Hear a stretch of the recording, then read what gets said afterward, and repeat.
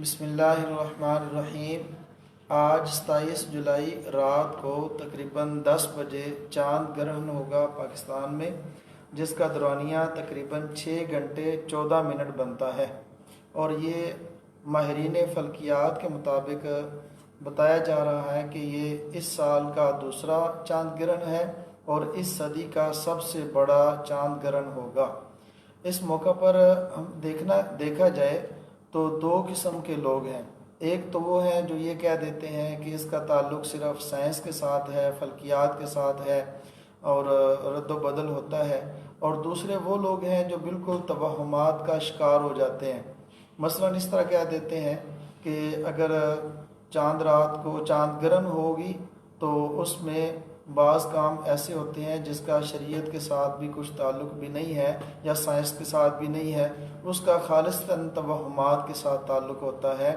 مثلا ایک حاملہ عورت ہے تو اس کا خامد اگر باہر کوئی زمین پہ کام کرتا ہے، کسی وغیرہ استعمال کرتا ہے، تو اس سے پیدا ہونے والا بچہ اس کا ہونٹ کٹا ہوا ہوگا، تو اسے بچنے کے لیے ہاتھ میں لوہا رکھے، ہاتھ میں چھری رکھے یا اس طرح کو کام کرے، تو اس کا تعلق بھی شریعت کے ساتھ نہیں ہے۔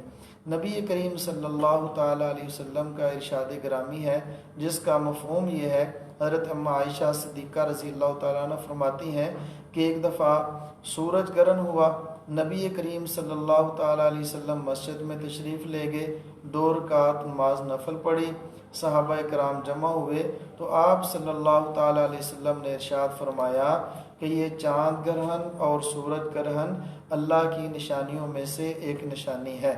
ظاہر ہے جب قیامت ہوگی تو اس وقت چاند بے نور ہو جائے گا اور سورج بھی بے نور ہو جائے گا۔ جب بھی اس قسم کا کوئی واقعہ ہوتا تھا تو اللہ کے نبی حضرت محمد الرسول اللہ صلی اللہ تعالیٰ علیہ وسلم اللہ کی طرف متوجہ ہوتے تھے، اور ہمیں بھی چاہیے کہ آج رات کو ہم اللہ کی طرف خاص توجہ فرمائیں۔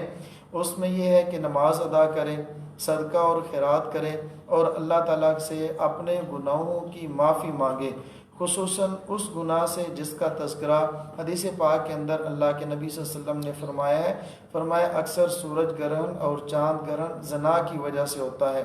اگر ہم لوگ زنا کرتے ہیں تو زنا سے توبہ کریں۔ زنا آنکھ کا بھی ہے، زنا کان کا بھی ہے۔